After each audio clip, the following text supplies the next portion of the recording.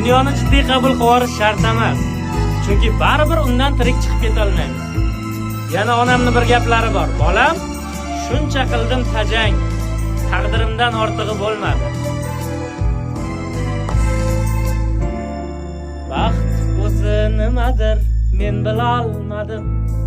Sevgi nima ekan tushuna olmadim. Ammo armonlarning azoblarida qancha tirishsam ham chetda qolmadim. Bu dunyo suvmagan ikki ko'zimga to'lib qoldi ikki tomchi achchiq yosh.